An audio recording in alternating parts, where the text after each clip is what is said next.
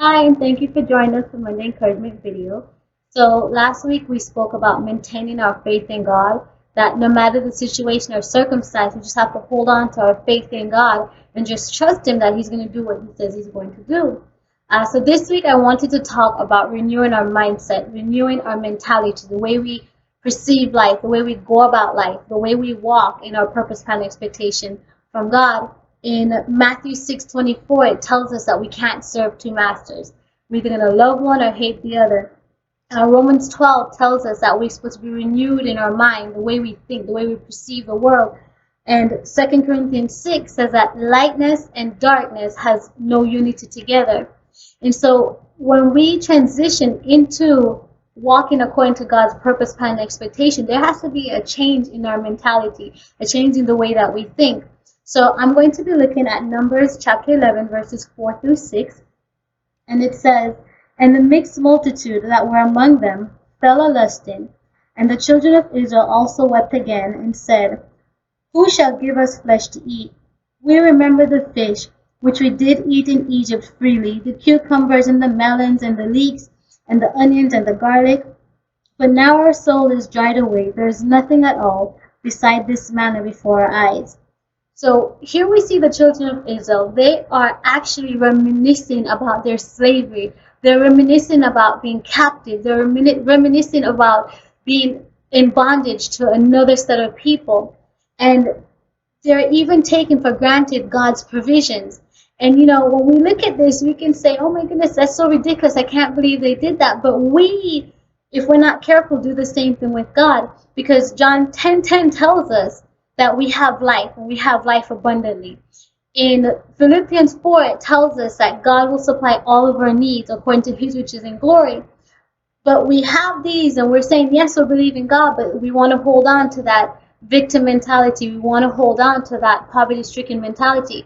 And so in saying these words of, yes, we have life more abundantly through Jesus, we're also looking for the next handout. We're hustling to get something for free. How can we get over on someone?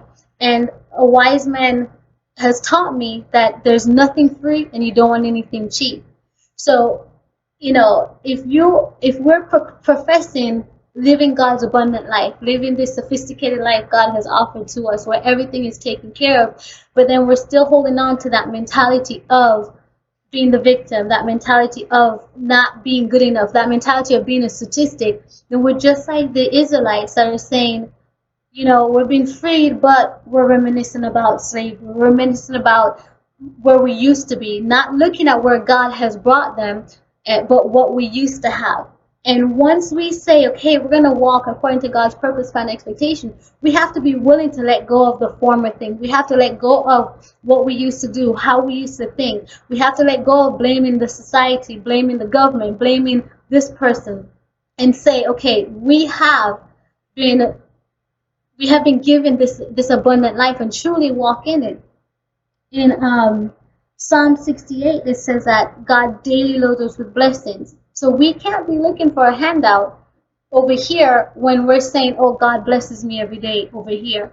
Because James tells us that a double-minded person is unstable in all their ways, and we can't expect from God what He has promised us if we're also holding on to our past insecurities, uh, our past way of thinking, and we have to be the ones to say enough is enough, to not be that stereotype as a single parent, to not be that statistic, and let our children see God transition us in a miraculous way, that He is our provider, that He is our source, that He is the one that connects us with all the blessings that He has for us, so that they can believe and receive and appreciate God's blessings in their lives, and that cycle of blame and that cycle of poverty-stricken mentality and that cycle of always being a statistic can be no more. Because if we don't choose to say we're truly holding on to only what God has for us, we're not doing our children any justice.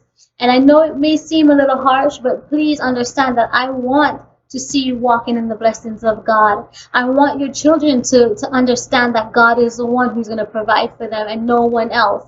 And that is where the true abundance comes from. So this week, let's let go of or formal way of thinking. Let go of the victim mentality. Let go of what can we get, and instead hold on to John 10:10 and 10. John 10:10, that God has come to give us life and life more abundantly. Have a blessed week, and I will see you next week.